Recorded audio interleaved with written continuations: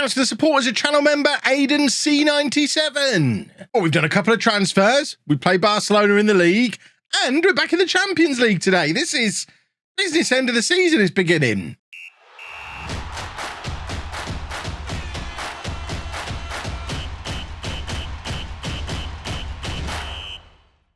Hello and welcome to Club 5, part 16 of Non-League to Legend. I'm Kevin. Coming up on today's episode, we have a La Liga game at home against Barcelona. Then we're going to skip a couple of matches, the semi-final of some cup, I don't know what it's called, and a game against Almeria. Then we're going to show you the first leg of the first knockout round in the Champions League against Lyon. Since you were last with me, we have been in really rather good form. As you can see, we won the Super Coppa for a second year in a row, including a 4-0 win over Barcelona in the final, which bodes very well. What also bodes well is the amount of times during January that Damien managed to score. I mean, it's not prolific, but he got a couple there. He got one there. All of a sudden, Damien's goal return starting to look a little better. 12 goal contributions in 19 games in the league. 22 from 26 in all competitions. That's a bit more like it. That's why we didn't sign a striker. That and the fact that Koulibaly has been in fantastic goal-scoring form as well this season. So we haven't signed a striker. Instead, we've plugged some of the other gaps we've got in the squad. One thing that we haven't been able to do is replace Adeyemi, who is still here for now, but is joining Norwich in the summer. Wouldn't discuss a contract with me, but has decided to go to Norwich. Does that mean Norwich are better than us? Maybe it does. Let's hope that's not what that means.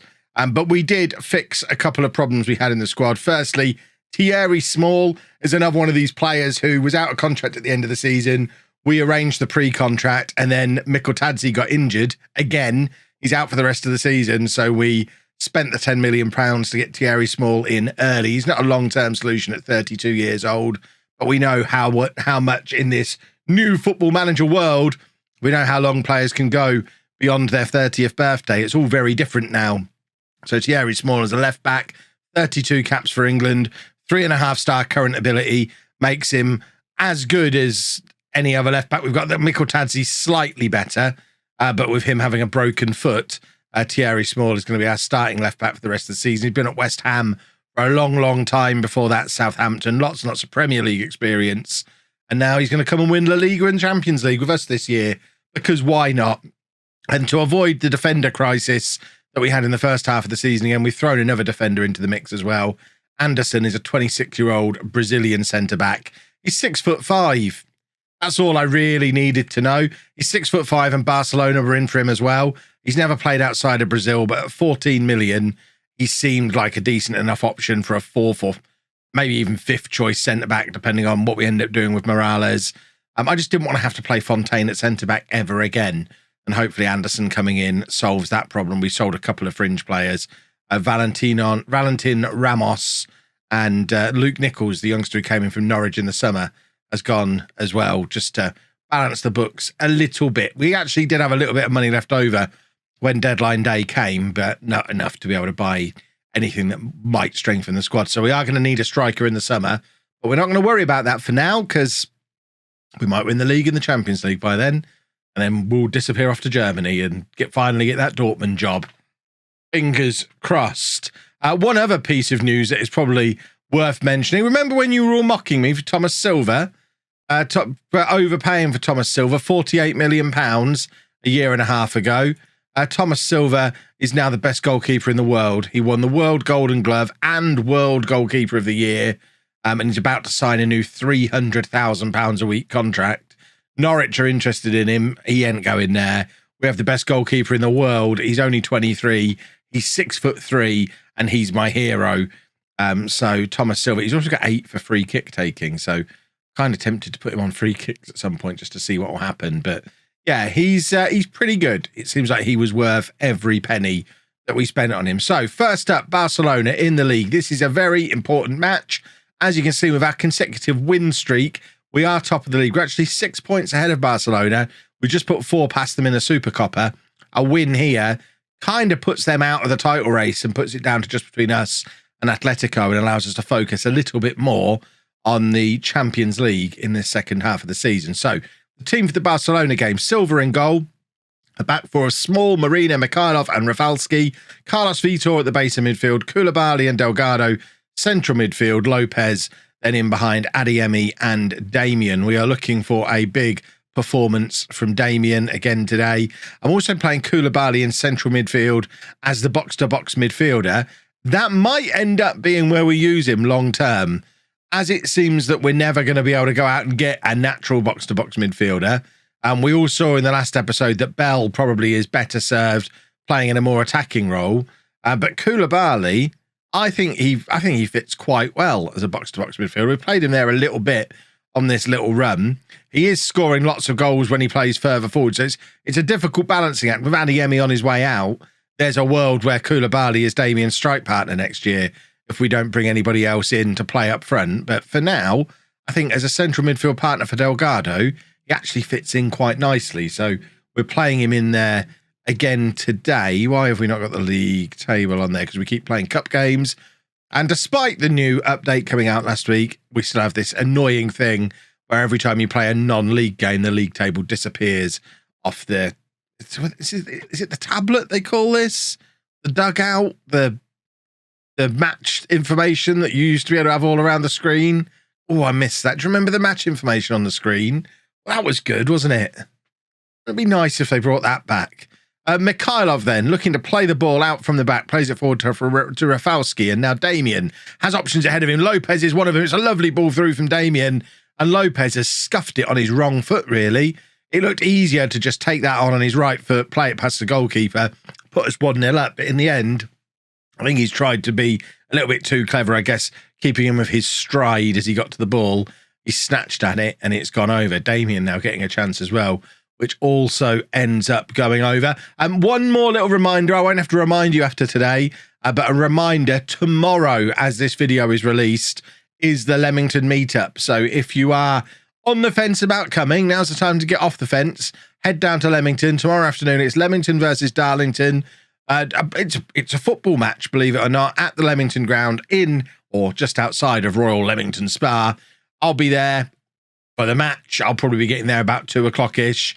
But I'll be around all afternoon. I'll be in the bar at the ground after the match as well, for a little bit at least. So if you want to come watch some non-league football, which is always fun, and hang out with some other members of our little community that we've built here over the last 7 years, come along to Leamington on Saturday.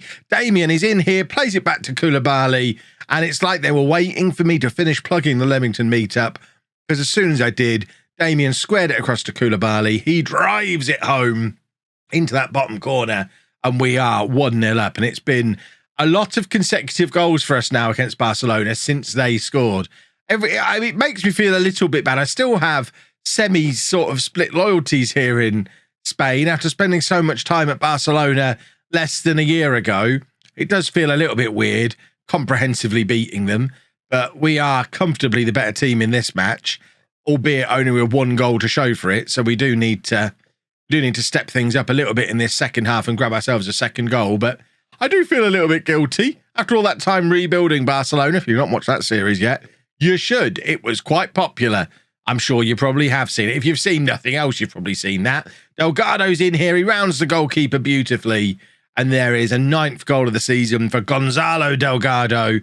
We knew we needed a Delgado this year. We had the wrong one in mind. This is the one that we needed all along, because he is full of goals out of central midfield and a lot younger than Sergio as well. I think, I don't know, part of me is wondering if we stop being hung up on Sergio Delgado. It's been 2 years. Maybe focus in on finding the next guy, the next Pedro Luis, the next Damien, the next Moron, the next Delgado. There must be the next Tamang.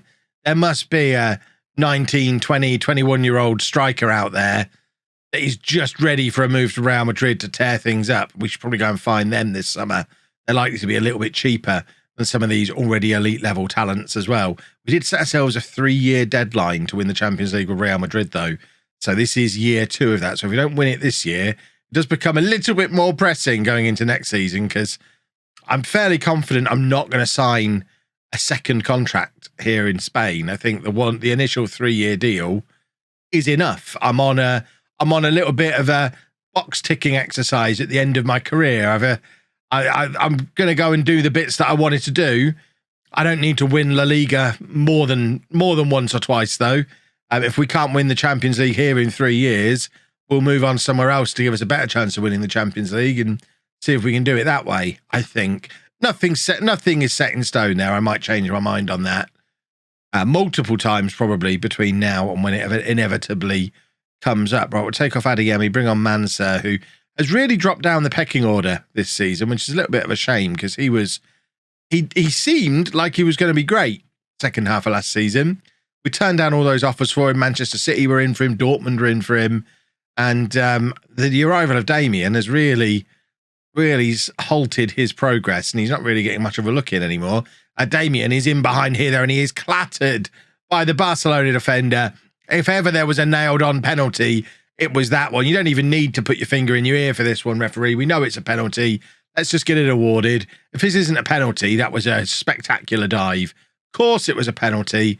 I'm not quite sure who that is stepping up to take it. Mansa, maybe? It is Mansa, and he scores, and it's 3-0 now to Real Madrid. Add this on to the previous, was it 4 or 5-0 that we beat them in the Super Cup? I think it was 4-0.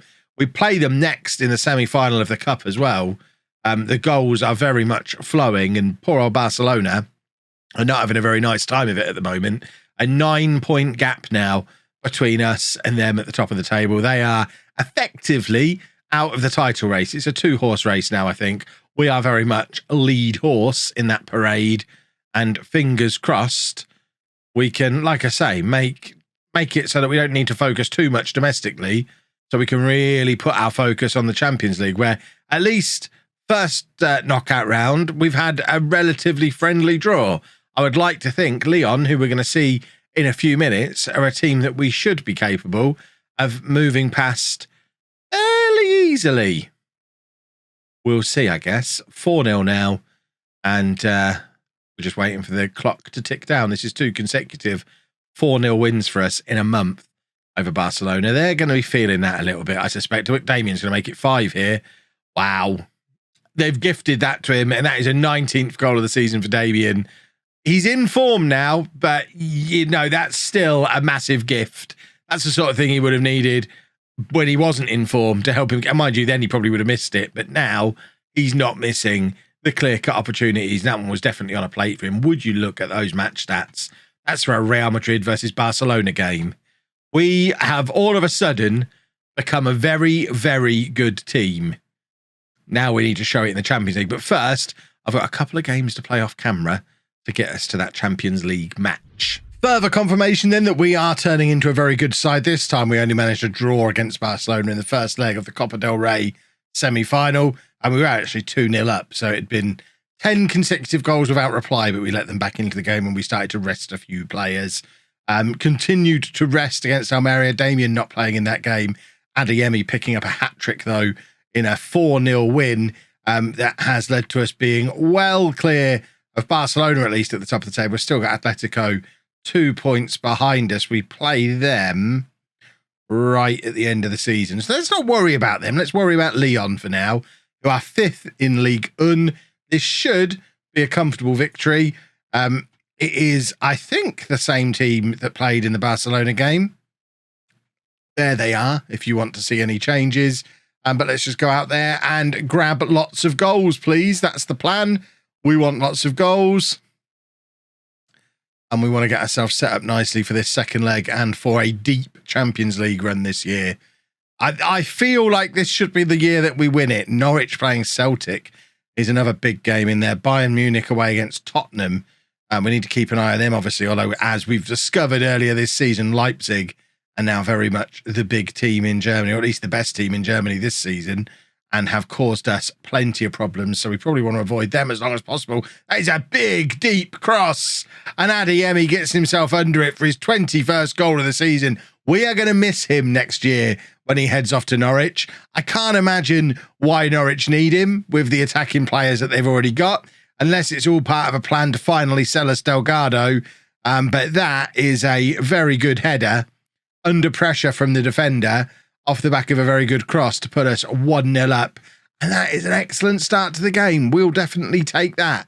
If we can have a couple more of them, it will be nice and comfortable in that second leg, which we will be showing tomorrow. That is a bunch of comedy attempts at defending, which we just about get away with, and then Rafalski playing it across towards Mikhailov. The other piece of important news since the last match is Silva has now signed his new £300,000 a week contract as our first choice goalkeeper. As soon as players get good at Real Madrid, they want the money, don't they? And what that does mean is we went so far over our wage budget that £14 million of transfer budget we still had available all had to be converted into wage budget in order to cover Silva's new salary. So that was a bit of a blow because we were hoping on being able to spend that. But what is less of a blow is that we're now 2-0 up, 14 minutes in, and we've got the best goalkeeper in the world to keep goals out at the other end. This is all handy, all good stuff. And Adeyemi has an 18-minute hat-trick. After getting a hat-trick in the last 25 minutes or so of the previous game, he's got one in the first 25 minutes or so of this game. That means he's scored roughly exactly 6 goals in roughly the last half of football that he's played. That's quite good form, I would argue. Another cross coming in. Mikhailov's got under this one, and it bounces off the top of the crossbar, and we are looking pretty good for the Champions League quarter-final already. Adeyemi absolutely on fire. 3 goals from the 4 shots on target that we've had, only on an XG of 1. Leon yet to have a shot, and they're not seeing very much of the football. We've got 59% possession in this first half, and I think we are probably just in a position to shut this down now. I don't need to tell the boys to shut it down. They know to shut it down at this point. Be nice for Damien to grab a goal as part of his continued rehabilitation. And having Thierry Small in the team, I think, has just made a massive difference. The fact that we're able to just have a settled back four again. It's been a very long time since we've had a settled back four with the ongoing injury issues of Mikotadze.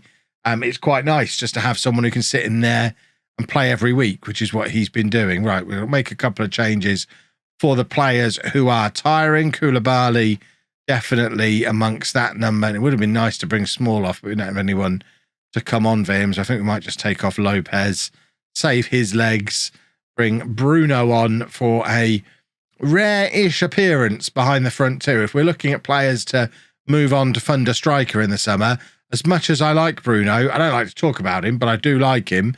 As much as I like Bruno, he doesn't really get much opportunity to play. And I think he's probably an attacking midfielder too many in the squad, and he's the one that gets the least game time. Damien is in, and that would have been nice for a 4th goal, for a cherry on top, and for another Champions League goal for Damien. It wasn't to be. It looks like it's going to end 3-0, although we are starting from a goal kick there with the best goalkeeper in the world, Silva. And Bruno, ball over the top, finds Small, who plays it back to Delgado. Delgado beats his man, plays it into Damien. Here comes the cherry, I think. Oh, it's a delicious Bakewell of an episode. Look, I'm going to ruin your Bakewell tart. Hate referees. Had enough of that one's all right, though. Not going to complain about that at all. 4-0. Damien gets his 19th goal of the season. Lovely, lovely, lovely. And that is a tidy finish from Damien as well, who is certainly looking to become more and more prolific as we enter into the second half of the season, which is very much a good thing. Lovely stuff. We will be back tomorrow as ever in the morning for this. In the afternoon, you've got Leamington, not on a video in person. You should come. It'll be great. We'll have the second leg tomorrow and then hopefully push on and go and win the Champions League next week. That's the plan. If you've enjoyed that, please make sure you leave a nice big thumbs up on there for me. Subscribe to the channel for daily Football Manager videos. Thank you very much for watching.